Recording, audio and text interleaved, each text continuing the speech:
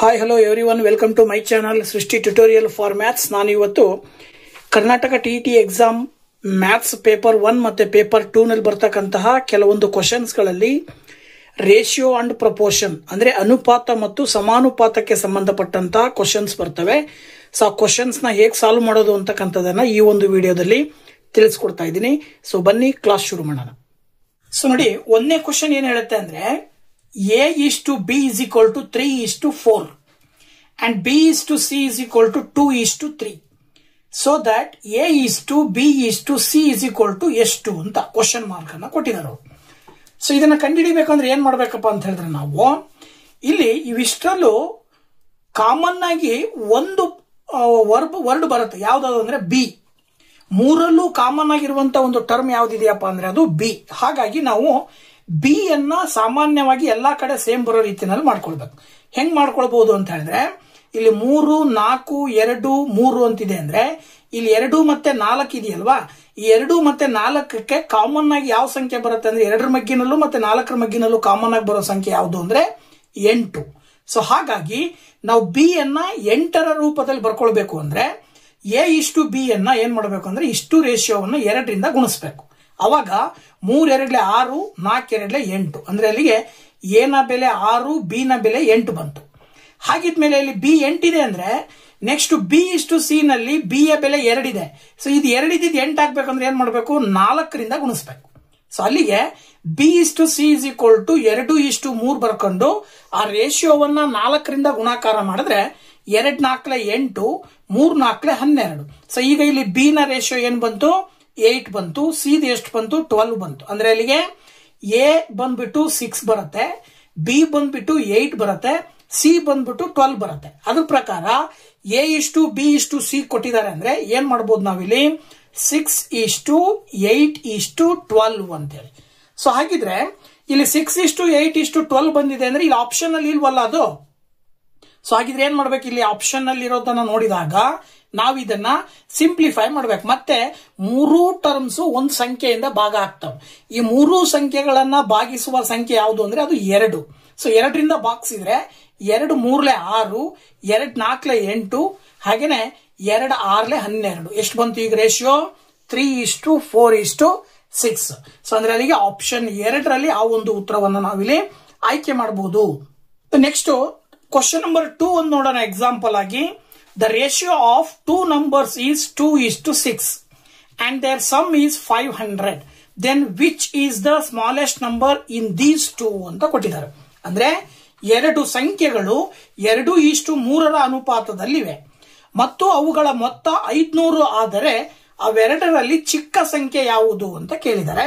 So ನಾವಿಲ್ಲಿ ಏನ್ ಮಾಡಬಹುದು ಅಂದ್ರೆ ಕೊಟ್ಟಿರುವಂತಹ ರೇಷಿಯೋವನ್ನ ಬಳಸ್ಕೊಂಡು ಆ 2 ನಂಬರ್ಸ್ ಯಾವ್ದಪ್ಪ ಅಂತ ಹೇಳಿದ್ರೆ ಒಂದು 2x ಇರುತ್ತೆ, ಇನ್ನೊಂದು 6x ಇರುತ್ತೆ ಅಂತ ತಗೊಂಡ್ರೆ, ಮತ್ತೇನ್ ಕೊಟ್ಟಿದ್ದಾರೆ ಅವೆರಡರ ಮೊತ್ತ 500 ಅಂತ ಕೊಟ್ಟಿರೋದ್ರಿಂದ 2x plus 6x is equal to 500 ಅಂತ ತಗೊಂಡ್ರೆ, ಸೊ 2 plus 6 ಮಾಡಿದ್ರೆ ಎಷ್ಟು ಬರುತ್ತೆ, 8x ಬರುತ್ತೆ. That is equal to 500. ಅಥವಾ ನೀವು x is equal to 500 divided by 8 ಮಾಡಿದ್ರಿ ಅಂತ ಹೇಳಿದ್ರೆ, ಸೊ ನೀವು 8ರಿಂದ ಭಾಗಾಕಾರ ಮಾಡಬೇಕಾಗತ್ತೆ. 8 6 48 ಬರುತ್ತೆ, 2 ಉಳಿತದೆ, 20 ಆಗುತ್ತೆ. ನೆಕ್ಸ್ಟ್ 8 2 16 ಬರುತ್ತೆ. ಇನ್ನು ನೆಕ್ಸ್ಟ್ ಎಷ್ಟು ಉಳಿತು, 4 ಉಳಿತು. ಸೊ ಪಾಯಿಂಟ್ ಕಟ್ಟಿದ್ರೆ 40 ಆಗುತ್ತೆ. ಸೊ 40 ಆದ್ರೆ ಅಂದ್ರೆ 8 5 40 ಅಂತ ತಗೊಳ್ಬಹುದು. ಅಂದ್ರೆ ನಮಗಿಲ್ಲಿ ಎಕ್ಸ್ ಇಸ್ ಈಕ್ವಲ್ ಟು 62.5 ಬಂದಿದೆ. ಸೊ ಹಾಗಿದ್ಮೇಲೆ ಚಿಕ್ಕದು ಅಂತ ಕೇಳಿದ್ರೆ ಅಲ್ಲಿ ಚಿಕ್ಕ ಸಂಖ್ಯೆ ಕೇಳಿರೋದ್ರಿಂದ ಚಿಕ್ಕ ಸಂಖ್ಯೆ ಅಂತ ಅಂದಾಗ ಇಲ್ಲಿ 2 ಇಷ್ಟು 6 ಅಲ್ಲಿ ಚಿಕ್ಕ ಸಂಖ್ಯೆ 2 ಇದೆ. ಅಂದ್ರೆ ಅಲ್ಲಿಗೆ ನಾವು ಅದನ್ನ 2x ಅಂತ ತಗೊಂಡಿದೀವಿ. ಸೊ ನಾವೀಗ ಏನ್ ಮಾಡ್ಬೇಕಂದ್ರೆ 2x ನ ಬೆಲೆಯನ್ನ ಕಂಡುಹಿಡಿಬೇಕು. ಸೊ 2 ಇಂಟು 62.5 ಮಲ್ಟಿಪ್ಲೈ ಮಾಡಿದ್ರೆ 2 5 10, 2 2 4 1 5, 2 6 12. ಪಕ್ಕದಲ್ಲಿ ಇಲ್ಲಿ ಪಾಯಿಂಟ್ ಇಟ್ರೆ 125 ಬರುತ್ತೆ. ಸೊ 125 ಅಂದ್ರೆ 2ನೇ ಆಪ್ಷನ್ ಅಲ್ಲಿ ಆ ಒಂದು ಉತ್ತರ ಕಂಡು ಬರ್ತಾ ಇದೆ. That is the right answer ಅಂತ ಹೇಳಿ ನಾವು ಹೇಳಬಹುದು. ನೆಕ್ಸ್ಟ್ ಇದೇ ರೇಷಿಯೋ ಅಂಡ್ ಪ್ರಪೋರ್ಷನ್ ಸಂಬಂಧಪಟ್ಟ ಹಾಗೆ ಮತ್ತೊಂದು ಕ್ವಶನ್ ಹೇಗೆ ಬರುತ್ತೆ ಅಂತ ನೋಡೋದಾದ್ರೆ, in a bag there are equal number of coins like 2 rupees, 8 rupees, 10 rupees. The sum of the value is 120 rupees. How many number of coins of each ಅಂತ ಕೇಳಿದ್ದಾರೆ. ಅಂದ್ರೆ ಒಂದು ಚೀಲದಲ್ಲಿ ಸಮ ಸಂಖ್ಯೆಯ 2, 8 ಮತ್ತು 10 ರೂಪಾಯಿಯ ನಾಣ್ಯಗಳಿವೆ. ಆ ನಾಣ್ಯಗಳ ಒಟ್ಟು ಮೊತ್ತ 120 ರೂಪಾಯಿ ಆದರೆ ಎಲ್ಲ ಬಗೆಯ ಎಷ್ಟು ನಾಣ್ಯಗಳಿವೆ ಅಂತ ಕೇಳಿದರು. ಅಂದ್ರೆ 2 ರೂಪಾಯಿದ ಒಂದಿಷ್ಟು ಕಾಯಿನ್ ಇದಾವೆ, ಎಷ್ಟು 10, 20 ಇದಾವೆ ಅಂತ ತಿಳ್ಕೊಂಡ್ರೆ 8 ರೂಪಾಯಿದವು ಕೂಡ ಅಷ್ಟೇ ಕಾಯಿನ್ಸ್ ಇದಾವೆ, ಹಾಗೆ 10 ರೂಪಾಯಿದ ಕಾಯಿನ್ಸ್ ಕೂಡ ಅಷ್ಟೇ ಇದಾವೆ ಅಂತ ನಾವು ಊಹೆ ಮಾಡ್ಕೊಂಡ್ರೆ, ಇಲ್ಲಿ ಹೇಳ್ತಾರೆ ಆ ಎಲ್ಲಾ ನೋಟ್ಗಳು ಏನ್ ಬರ್ತಾವಲ್ಲ, ಅಮೌಂಟ್ ಬರುತ್ತಲ್ಲ, ಅಷ್ಟು 2 ರೂಪಾಯಿ ಕಾಯಿನ್ಸ್ ಇಂದ ಎಷ್ಟು ಬರುತ್ತೆ ಅಮೌಂಟು, 8 ರೂಪಾಯಿದ್ದು ಎಷ್ಟು ಬರುತ್ತೆ, 10 ರೂಪಾಯಿದ್ದು ಎಷ್ಟು ಬರುತ್ತೆ, ಅಷ್ಟನ್ನು ಕೂಡಿದ್ರೆ 120 ರೂಪಾಯಿ ಬರುತ್ತೆ. ಹಾಗಿದ್ರೆ 2 ರೂಪಾಯಿದವು ಕಾಯಿನ್ ಎಷ್ಟಿದಾವೆ, 8 ರೂಪಾಯಿದವು ಎಷ್ಟಿದಾವೆ, 10 ರೂಪಾಯಿದವು ಎಷ್ಟಿದಾವೆ? ಅವರೇ ಹೇಳಿರೋ ಪ್ರಕಾರ ಎಲ್ಲಾ ಕಾಯಿನ್ಸ್ ಸಮ ಸಂಖ್ಯೆಯಲ್ಲಿ ಇರ್ತವೆ ಅಂತ ಅಂದಾಗ ಎಲ್ಲವುಗಳ ಕಾಯಿನ್ಸ್ ಗಳ ಸಂಖ್ಯೆ ಎಷ್ಟು ಅನ್ನೋದನ್ನು ನಾವು ಕಂಡುಹಿಡಿಯಬೇಕು. ಅದನ್ನು ಕಂಡುಹಿಡಿಬೇಕು ಅಂದ್ರೆ ಟೋಟಲ್ ನಂಬರ್ ಆಫ್ ಕಾಯಿನ್ಸ್ ಬೇಕು ಅಂದ್ರೆ ಏನ್ ಮಾಡ್ಬೇಕಂದ್ರೆ ಸಮ್ ಆಫ್ ದ ಅಮೌಂಟ್, ಆ ಅಮೌಂಟ್ ನ ಒಟ್ಟು ಮೊತ್ತವನ್ನ divided by sum of the values, ಅಲ್ಲಿ ಏನ್ ಬರ್ತಾವಲ್ಲ ಯಾವ್ಯಾವ ಬೆಲೆಯದು ಕಾಯಿನ್ಸ್ ಅಂತ ಕೊಟ್ಟಿದ್ದಾರೆ ಅವುಗಳನ್ನ ಕೂಡಿ ಬರೀಬೇಕು. ಅಂದ್ರೆ ಅಥವಾ ಒಟ್ಟು ಮೊತ್ತ ಡಿವೈಡೆಡ್ ಬೈ ನಾಣ್ಯಗಳ ಮೌಲ್ಯಗಳ ಮೊತ್ತ ಅಂತ ತಗೊಂಡ್ರೆ ಒಟ್ಟು 120 ಅಂತ ಕೊಟ್ಟಿದ್ದಾರೆ, ಡಿವೈಡೆಡ್ ಬೈ ನಾಣ್ಯಗಳ ಮೊತ್ತವನ್ನು ನೋಡೋದಾದ್ರೆ 2 + 8 + 10 ಅಂತ ಬರ್ಕೊಳ್ಬೇಕು. 120 ಡಿವೈಡೆಡ್ ಬೈ 2ಕ್ಕೆ 8 ಕೂಡಿದ್ರೆ 10, 10 + 10 20 ಬರುತ್ತೆ. ಸೊ ನೀವಿಲ್ಲಿ 0 ಕ್ಯಾನ್ಸಲ್ ಮಾಡಿದ್ರೆ 2 6 12 ಎಷ್ಟು ಬರುತ್ತೆ, 6 ಬರುತ್ತೆ. ಅಂದ್ರೆ 2 ರೂಪಾಯಿದವು 6 ಕಾಯಿನ್ ಇದಾವೆ, 8 ರೂಪಾಯಿದವು 6 ಕಾಯಿನ್ ಇದಾವೆ, 10 ರೂಪಾಯಿದವು 6 ಕಾಯಿನ್ ಇದಾವೆ ಅಂತ ಅರ್ಥ. ನೀವು ಬೇಕಿದ್ರೆ ಟೆಸ್ಟ್ ಮಾಡೋದಾದ್ರೆ 2 × 6 ಮಾಡಿದ್ರೆ 12 ಬರುತ್ತೆ, ಹಾಗೇನೆ 8 × 6 ಮಾಡಿದ್ರೆ 48 ಬರುತ್ತೆ, ನೆಕ್ಸ್ಟ್ 10 × 6 ಮಾಡಿದ್ರೆ 60 ಬರುತ್ತೆ. ಇವಿಷ್ಟನ್ನ ಕೂಡಿದ್ರೆ 120 ರೂಪಾಯಿ ಆಗುತ್ತೆ. ಸೊ ಹಾಗಾಗಿ ಅಲ್ಲಿ ಇರುವ ಎಲ್ಲಾ ಬಗೆಯ ಕಾಯಿನ್ಗಳ ಸಂಖ್ಯೆ ಎಷ್ಟಪ್ಪ ಅಂದ್ರೆ 6. ಸೊ ಆಪ್ಷನ್ 3ರಲ್ಲಿ ನಿಮಗೆ ಉತ್ತರವನ್ನ ಕೊಟ್ಟಿದ್ದಾರೆ. That is the right answer. Next question number 4 ಹೇಳೋದಾದ್ರೆ ಅದನ್ನು ಕೂಡ ನಾವು ನೋಡೋದಾದ್ರೆ ಇಲ್ಲಿ the sum of the cost of 5 bananas and 4 apples is equal to sum of the 3 bananas and 7 apples. What is the ratio of cost of 1 banana and 1 apple ಅಂತ ಕೊಟ್ಟಿದ್ದಾರೆ. ಅಂದ್ರೆ 5 ಬಾಳೆಹಣ್ಣುಗಳಿದಾವೆ ಮತ್ತೆ 4 ಸೇಬು ಹಣ್ಣುಗಳಿದಾವೆ. ಅವೆರಡರ ಬೆಲೆಗಳು ಏನಾಗಿರುತ್ತೆ ಅಂದ್ರೆ ಅವೆರಡರ ಬೆಲೆಗಳನ್ನ ಕೂಡಿದ್ರೆ 3 ಬಾಳೆಹಣ್ಣು ಮತ್ತು 7 ಸೇಬು ಹಣ್ಣುಗಳಷ್ಟಕ್ಕೆ ಸಮ ಇರುತ್ತೆ. ಹಾಗಾದ್ರೆ 1 ಬಾಳೆಹಣ್ಣಿನ ಬೆಲೆ ಎಷ್ಟು ಮತ್ತೆ 1 ಸೇಬು ಹಣ್ಣಿನ ಬೆಲೆ ಎಷ್ಟು, ಅದರ ಒಂದು ಅನುಪಾತವನ್ನ ಬರೆಯಿರಿ ಅಂತ ಕೊಟ್ಟಿದ್ದಾರೆ ಅವರು. ಸೊ ಇಲ್ಲಿ ಕಾಸ್ಟ್ ಆಫ್ ಬನಾನಾದ ಕಾಸ್ಟ್ ಅನ್ನ ನಾವು ಎಕ್ಸ್ ಅಂತ ತಗೊಳ್ಳೋಣ, ಹಾಗೆ ಆಪಲ್ ನ ಕಾಸ್ಟ್ ಅನ್ನ ವೈ ಅಂತ ತಗೊಳ್ಳೋಣ. ಸೊ ಇಲ್ಲಿ ಅವರೇ ಹೇಳೋ ಪ್ರಕಾರ 5 ಬಾಳೆಹಣ್ಣುಗಳು ಅಂದ್ರೆ 5x ಅಂತ ತಗೊಂತೀವಿ, ಪ್ಲಸ್ 4 ಸೇಬು ಹಣ್ಣುಗಳು ಅಂದ್ರೆ 4y ಅಂತ ತಗೊಂತೀವಿ. ಇದು ಯಾವ್ದಕ್ ಸಮ ಇರುತ್ತಂತೆ, 3 ಬಾಳೆಹಣ್ಣು 3x ಪ್ಲಸ್ 7 ಸೇಬು ಹಣ್ಣು ಅಂದ್ರೆ 7y ಇದಕ್ಕೆ ಸಮ ಇರುತ್ತೆ. ಈಗ ಈ ಎಕ್ಸ್ ಗಳನ್ನ ಒಂದ್ ಕಡೆಗೆ ವೈ ನ ಒಂದ್ ಕಡೆಗೆ ತಗೊಂಡ್ರೆ 5x, ಈ 3x ಈ ಕಡೆ ಬಂದ್ರೆ -3x ಆಗುತ್ತೆ. ಇಲ್ಲಿ 7y, 4y ನ ಈ ಕಡೆ ತಗೊಂಡ್ ಬಂದ್ರೆ -4y ಆಗುತ್ತೆ. ಸೊ ನೆಕ್ಸ್ಟ್ ಏನ್ ಮಾಡಬಹುದು ಇಲ್ಲಿ ನೋಡಿ, ಇಲ್ಲಿ ಏನ್ ಮಾಡಬಹುದು, 5x - 3x ಮಾಡಿದ್ರೆ 2x ಬರುತ್ತೆ. That is equal to 7y - 4y ಮಾಡಿದ್ರೆ 3y ಬರುತ್ತೆ. ಅಲ್ಲಿಗೆ x ಡಿವೈಡೆಡ್ ಬೈ y ಅಂತ ತಗೊಂಡ್ರೆ ಈ y ನ ಈ ಕಡೆ ತಗೊಂಡ್ಬಂದ್ರೆ ಡಿವೈಡೆಡ್ ಬೈ y ಆಗುತ್ತೆ. ಇಲ್ಲಿ 3 ಇಟ್ಕೊಂಡು ಈ x ಪಕ್ಕ ಇರೋ ಕೊಯಿಫಿಸಿಯಂಟ್ ಅನ್ನು ಆ ಕಡೆ ಕಳಿಸಿದ್ರೆ ಡಿವೈಡೆಡ್ ಬೈ 2 ಆಗುತ್ತೆ. ಅದರ ಅರ್ಥ ಏನು ಅಂದ್ರೆ ಈ ಭಿನ್ನರಾಶಿಯ ರೂಪವನ್ನ ನಾವು ಅನುಪಾತದಲ್ಲಿ ಬರೆದ್ರೆ x:y = ಏನಂತ ಹೇಳ್ಬೋದು, 3:2 ಅಂತ ಹೇಳ್ಬೋದು. ಅಂದ್ರೆ ಅದರ ಅರ್ಥ 1ನೇ ಆಪ್ಷನ್ ಅಲ್ಲಿ ಇರ್ತಕ್ಕಂಥ ಉತ್ತರವನ್ನ ನಾವು ಆಯ್ಕೆ ಮಾಡಬಹುದು. ಸೊ ನೆಕ್ಸ್ಟ್ 5ನೇ ಕ್ವಶನ್ ನೋಡಿ, ಇಲ್ಲಿ ನಾನು ಹೇಳ್ತಾ ಇರ್ತಕ್ಕಂಥ ಸಾಕಷ್ಟು ಕ್ವಶನ್ಸ್ ಎಕ್ಸಾಮ್ ನಲ್ಲಿ ಬಂದಿರತಕ್ಕಂಥ ಕ್ವಶನ್ಸ್ ಆಗಿದಾವೆ. ನೋಡಿ ಏನ್ ಹೇಳ್ತಾ ಇದ್ರೆ 5ನೇ question, in a zoo sum of peacocks and lions are there, sum of their heads is 180 and their legs is 448, then find the number of peacock ಅಂತ ಕೇಳಿದರು. ಅಂದ್ರೆ ಒಂದು ಪ್ರಾಣಿ ಸಂಗ್ರಹಾಲಯದಲ್ಲಿ ಬಾತುಕೋಳಿಗಳು ಮತ್ತೆ ಸಿಂಹಗಳಿದಾವೆ. ಸೊ ಅವುಗಳ ತಲೆಗಳ ಒಟ್ಟು ಸಂಖ್ಯೆ ಬಂದ್ಬಿಟ್ಟು 180 ಇದೆ. ಅಂದ್ರೆ ಬಾತುಕೋಳಿಯ ಸಂಖ್ಯೆ ಮತ್ತೆ ಯಾವುದು ಸಿಂಹಗಳ ಒಟ್ಟು ಸಂಖ್ಯೆ 180 ತಲೆಗಳ ಸಂಖ್ಯೆ. ಹಾಗೇನೆ ಕಾಲುಗಳ ಸಂಖ್ಯೆ ಬಂದ್ಬಿಟ್ಟು 448 ಇದೆ. ಹಾಗಾದ್ರೆ ಬಾತುಕೋಳಿಗಳ ಸಂಖ್ಯೆ ಎಷ್ಟು ಅಂತ ಕೇಳಿದ್ದಾರೆ. ಸೊ ಇದನ್ನ ಕಂಡುಹಿಡಿಯಬೇಕಂದ್ರೆ ನಾವು ಒಂದು ಸೂತ್ರದ ರೀತಿಯಲ್ಲಿ ರೆಡಿ ಮಾಡ್ಕೊಂಡಿದೀವಿ. ಸೊ ಸೂತ್ರದ ಪ್ರಕಾರ ನಾವು ನೋಡೋದಾದ್ರೆ number of peacock is equal to ಏನ್ ಮಾಡಬಹುದು ಅಂದ್ರೆ 4 ಇಂಟು ಹೆಡ್ ಮೈನಸ್ ಲೆಗ್ ಅಂತ ಹೇಳಿ, ಅಂದ್ರೆ ತಲೆಗಳ ಸಂಖ್ಯೆಯನ್ನ ಕೊಟ್ಟಿದ್ದಾರೆ ಅದನ್ನ ಇಂಟು 4 ಮಾಡಬೇಕು, ಮೈನಸ್ ಲೆಗ್ಸ್ ನ ಸಂಖ್ಯೆ ಎಷ್ಟು ಕೊಟ್ಟಿರ್ತಾರೆ ಅದನ್ನ ಕಳಿಬೇಕು, ಡಿವೈಡೆಡ್ ಬೈ 2 ಮಾಡಿದ್ರೆ ಆ ಒಂದು ಬಾತುಕೋಳಿಯ ಸಂಖ್ಯೆ ಎಷ್ಟು ಅನ್ನೋದು ಸಿಗುತ್ತೆ. ಸೊ ಅಲ್ಲಿಗೆ 4 ಇಂಟು ಹೆಡ್ ಅಂತ ಹೇಳಿದ್ರೆ 4 ಇಂಟು 180 ಮೈನಸ್ ಲೆಗ್ ಎಷ್ಟಿದಾವೆ 448 ಡಿವೈಡೆಡ್ ಬೈ 2. ಸೊ 4 ಇಂಟು 180 ಮಾಡಿದ್ರೆ 720 ಬರುತ್ತೆ, ಮೈನಸ್ 448. ಸೊ 720 ನಲ್ಲಿ 448 ಅನ್ನ ಕಳೆದ್ರೆ 272 ಬರುತ್ತೆ.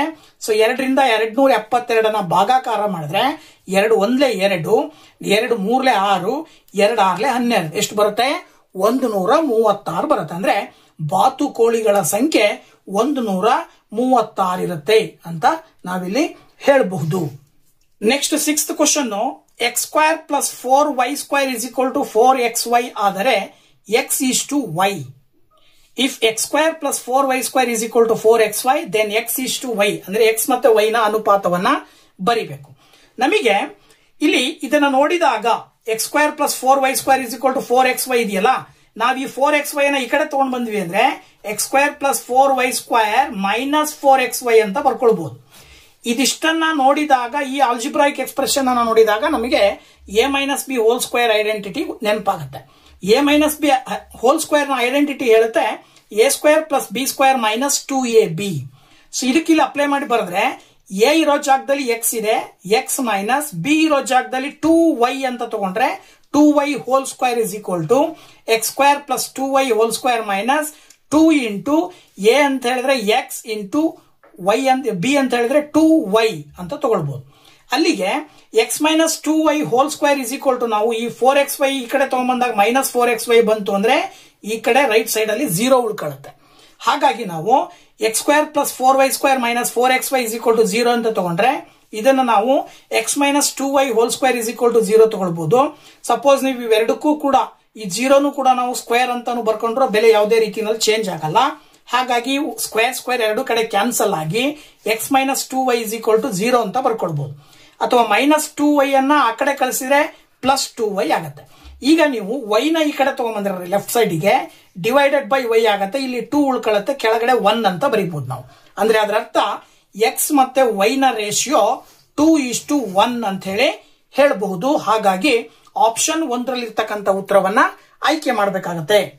Next 7th question, cost of 60 metre cloth is 135 rupees, then the cost of 32 metre cloth ಅಂತ ಕೇಳಿದ್ದಾರೆ. 60 ಮೀಟರ್ ಬಟ್ಟೆಗೆ 135 ರೂಗಳಾದರೆ 32 ಮೀಟರ್ ಬಟ್ಟೆಯ ಬೆಲೆ ಎಷ್ಟು ಅಂತ ಕೇಳಿದ್ದಾರೆ. ಸಮಾನುಪಾತದಲ್ಲಿ ಇರ್ತಕ್ಕಂಥದ್ದು. ಅಂದ್ರೆ 60 ಮೀಟರ್ ಬಟ್ಟೆಯ ಬೆಲೆ 135 ಆದ್ರೆ 32 ಮೀಟರ್ ಅಂದ್ರೆ ಇಲ್ಲಿ ಬಟ್ಟೆಯ ಒಂದು ಪರಿಮಾಣ ಕಡಿಮೆ ಆಯ್ತು ಅಂದ್ರೆ ಅಮೌಂಟ್ ಕೂಡ ಕಡಿಮೆ ಆಗುತ್ತೆ. ಅಂದ್ರೆ ಇದು ಸಮಾನುಪಾತದಲ್ಲಿದೆ. ಸೊ ಸಮಾನುಪಾತದ ನಿಯಮ ಹೇಳುತ್ತೆ ಅಂದ್ರೆ ಏನು, ಇಲ್ಲಿ ನಾವು ಬಟ್ಟೆಯ ಪರಿಮಾಣವನ್ನ ಒಂದ್ ಕಡೆ ಬರ್ಕೊಂಡು ಅದರ ಬೆಲೆ ಅಮೌಂಟಿನ ಪರಿಮಾಣವನ್ನ ಇನ್ನೊಂದ್ ಕಡೆ ಬರ್ಕೊಂಡ್ರೆ ಮಧ್ಯೆ ಈಕ್ವಲ್ ಚಿಹ್ನೆ ಹಾಕ್ಬಹುದು. ಯಾಕೆಂದ್ರೆ ಅವೆರಡು ಸಮಾನುಪಾತದಲ್ಲಿ ಇದಾವೆ. ಅಲ್ಲಿಗೆ 60:30 ಇಸ್ ಈಕ್ವಲ್ ಟು 135 x ಅಂತ ತಗೊಂತೀನಿ. ಅಂದ್ರೆ 32 ಮೀಟರ್ ಬಟ್ಟೆಯ ಬೆಲೆ ಗೊತ್ತಿಲ್ಲ, ಅದನ್ನ ಕಂಡುಹಿಡಿಬೇಕು. ಸೊ ಇದನ್ನ ಈ ಒಂದು ಸಮಾನುಪಾತದ ನಿಯಮ ಏನ್ ಹೇಳುತ್ತಪ್ಪ ಅಂತ ಹೇಳಿದ್ರೆ ಏನ್ ಹೇಳುತ್ತೆ ಅಂದ್ರೆ ಮಧ್ಯ ಪದಗಳ ಗುಣಲಬ್ಧವು ಕೊನೆ ಪದಗಳ ಗುಣಲಬ್ಧಕ್ಕೆ ಸಮ ಇರುತ್ತದೆ ಅಂತ ಹೇಳುತ್ತೆ. ಅದ್ರ ಪ್ರಕಾರ 60 into x is equal to 32 into 135. ಈ 16 ಆ ಕಡೆ ಕಳಿಸಿದ್ರೆ ಡಿವೈಡೆಡ್ ಬೈ 60 ಆಗುತ್ತೆ. ಈಗ ನೀವು 60 ಇಂದ 32 ಇಂಟು 135 ಅನ್ನ ಭಾಗಾಕಾರ ಮಾಡಿದ್ರೆ ಏನ್ ಬರುತ್ತೆ ನೋಡಿ. ಇಲ್ಲಿ 2ರಿಂದ ಭಾಗಾಕಾರ ಮಾಡೋದಾದ್ರೆ 2 1 2, 2 6 12, 2 3 6. ಓಕೆನಾ. ಇನ್ನ ನೆಕ್ಸ್ಟ್ 5ರಿಂದ ಭಾಗಾಕಾರ ಮಾಡಿದ್ರೆ 5 6 30. ನೆಕ್ಸ್ಟ್ ಇದು 5ರಿಂದ ಭಾಗಾಕಾರ ಮಾಡಿದ್ರೆ 5 2 10, 5 7 35 ಬರುತ್ತೆ. ಹಾಗೇನೆ 3 2 6, 3 9 27. ನೆಕ್ಸ್ಟ್ 2ರಿಂದ 2 8 16. ಅಲ್ಲಿಗೆ ಟೋಟಲ್ ಆಗಿ ನಿಮಗೆ ಇಲ್ಲಿ 8 ಉಳಿತು, ಇಲ್ಲಿ 9 ಉಳಿತು. ಕೆಳಗಡೆ ಡಿನಾಮಿನೇಟರ್ ಕಂಪ್ಲೀಟ್ ಆಗಿ ಭಾಗ ಆಗಿದೆ. ಸೊ ನಾವು 8 ಇಂಟು 9 ಅನ್ನ ಗುಣಾಕಾರ ಮಾಡಬೇಕು. 8 ಇಂಟು 9 ಅನ್ನ ಗುಣಾಕಾರ ಮಾಡಿದ್ರೆ 72 ಬರುತ್ತೆ. ಅಂದ್ರೆ ಅದರ ಅರ್ಥ ಇಲ್ಲಿ 60 ಮೀಟರ್ ಬೆಲೆಯ 135 ಮೀಟರ್ ಆದ್ರೆ 32 ಮೀಟರ್ಗೆ ಎಷ್ಟು ಬೆಲೆ ಆಗುತ್ತೆ? 72 ರೂಪಾಯಿ ಆಗತ್ತೆ ಅಂತ ಹೇಳಿ ಅರ್ಥ ಕೊಡುತ್ತೆ. ಸೊ 3ನೇ ಆಪ್ಷನ್ ಅನ್ನ ನಾವು ಆಯ್ಕೆ ಮಾಡಬೇಕಾಗತ್ತೆ. ನೆಕ್ಸ್ಟ್ ಕ್ವಶನ್ ನಂಬರ್ 8, ಒಂದು ತರಗತಿಯಲ್ಲಿ ಹುಡುಗರಿಗಿಂತ 6 ಜನ ಹೆಚ್ಚು ಹುಡುಗಿಯರಿದ್ದಾರೆ. ಹುಡುಗರು ಮತ್ತು ಹುಡುಗಿಯರ ಅನುಪಾತ 2:5. ಹಾಗಾದರೆ ತರಗತಿಯಲ್ಲಿರುವ ವಿದ್ಯಾರ್ಥಿಗಳ ಒಟ್ಟು ಸಂಖ್ಯೆ ಅಂತ ಕೇಳಿದ್ದಾರೆ. In a class room A number of girls is 6 more than the number of boys and their ratio is 2:5. How many students are there in a class ಅಂತ ಕೇಳಿದ್ದಾರೆ. ಇಲ್ಲಿ ಅವರು ರೇಷಿಯೋ ಕೊಟ್ಟಿದ್ದಾರೆ 2:5. ಹಾಗೇನೆ ನಾವಿಲ್ಲಿ ಏನ್ ತಗೊಳ್ಳೋಣ ಅಂತ ಹೇಳಿದ್ರೆ, ಬಾಲಕರು ಹುಡುಗರು ಮತ್ತು ಹುಡುಗಿಯರ ಸಂಖ್ಯೆನ ಒಂದು 2x ಅಂತ ತಗೊಳ್ಳೋಣ, ಇನ್ನೊಂದನ್ನ 5x ಅಂತ ತಗೊಳ್ಳೋಣ. ಆಮೇಲೆ ಏನ್ ಕೊಡ್ತಾರ ಅವರು, ನಂಬರ್ ಆಫ್ ಗರ್ಲ್ಸ್ ಈ 6 more than ಬಾಯ್ಸ್ ಅಂತ ಕೊಟ್ಟಿದ್ದಾರೆ. ಸೊ ನಾವಿಲ್ಲಿ 5x - 2x ಮಾಡಿದ್ರೆ ಏನ್ ಬರುತ್ತಂತೆ, 6 ಬರುತ್ತೆ ಅಂತ ಹೇಳಿದಾರೆ ಅವರು. ಹಾಗಾಗಿ 5x - 2x ಮಾಡಿದ್ರೆ ಏನ್ ಬರುತ್ತೆ, 3x = 6 ಬರುತ್ತೆ. ಅಲ್ಲಿಗೆ x = 3 ರಿಂದ 6 ಭಾಗಿಸಿದ್ರೆ 2 ಬರುತ್ತೆ. ಓಕೆನಾ? ಈಗ ಈಗ ಏನ್ ಮಾಡ್ಬೋದಾಗಿದ್ರೆ ನಾವು ನೆಕ್ಸ್ಟ್ ಇಲ್ಲಿ x = 2 ಬಂತು ಅಂತ ಹೇಳಿದ್ರೆ 2 × x ಮಾಡಿದ್ರೆ, ಸಪೋಸ್ ನಾವು ಇದು 2 ಅನ್ನ ನಾವೇನಂತ ತಗೊಳ್ಳೋಣ, ಹುಡುಗರ ಒಂದು ರೇಷಿಯೋ ಅಂತ ತಗೊಂಡ್ರೆ 2 × x ಅಂದ್ರೆ 2 × 2 ದಟ್ ಈಸ್ = 4 ಬಾಯ್ಸ್ ನ ಸಂಖ್ಯೆ. ಗರ್ಲ್ಸ್ ನ ಸಂಖ್ಯೆ 5 × x ಅಂತ ತಗೊಂಡ್ರೆ 5 × 2 = 10. ಸೊ ಅವ್ರು ಕೇಳಿದ್ದಾರೆ how many students are there ಅಂತ ಹೇಳಿ, ಅಂದ್ರೆ ಇಲ್ಲಿ ಇಬ್ಬರನ್ನು ಕೂಡಬೇಕು.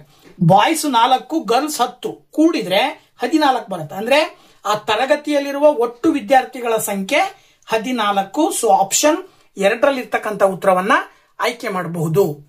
ಸೊ ರೇಷಿಯೋ ಅಂಡ್ ಪ್ರಪೋರ್ಷನ್ ಅಂದ್ರೆ ಅನುಪಾತ ಮತ್ತು ಸಮಾನುಪಾತಕ್ಕೆ ಸಂಬಂಧಪಟ್ಟಂತಹ ಕ್ವಶನ್ಸ್ ಟಿಇಟಿ ಎಕ್ಸಾಮಿಗೆ ಯಾವ ರೀತಿ ಬರ್ತವೆ ಅನ್ನೋದಕ್ಕೆ ಸಂಬಂಧಪಟ್ಟ ಹಾಗೆ ಕೆಲವು ಕ್ವಶನ್ಸ್ ನ ಎಕ್ಸಾಂಪಲ್ ಆಗಿ ತಗೊಂಡು ನಿಮ್ ಜೊತೆಗೆ ಡಿಸ್ಕಷನ್ ಮಾಡಿದ್ದೀನಿ. ಸೊ ಮುಂದಿನ ವಿಡಿಯೋದಲ್ಲಿ ನೆಕ್ಸ್ಟ್ ಬೇರೆ ರೀತಿಯಾದಂತಹ ಕಾನ್ಸೆಪ್ಟ್ ನೊಂದಿಗೆ ಮತ್ತೊಂದು ವಿಡಿಯೋದ ಜೊತೆಗೆ ಬರ್ತೀನಿ. ಸೊ ಅಲ್ಲಿ ತನಕ ವೇಟ್ ಮಾಡ್ತಾ ಇರಿ ಅಂತ ಹೇಳ್ತಾ ಇಲ್ಲಿ ತನಕ ವಿಡಿಯೋ ನೋಡಿದ್ದಕ್ಕೆ ಥ್ಯಾಂಕ್ಸ್ ಹೇಳ್ತಾ ಬಾಯ್ ಬಾಯ್.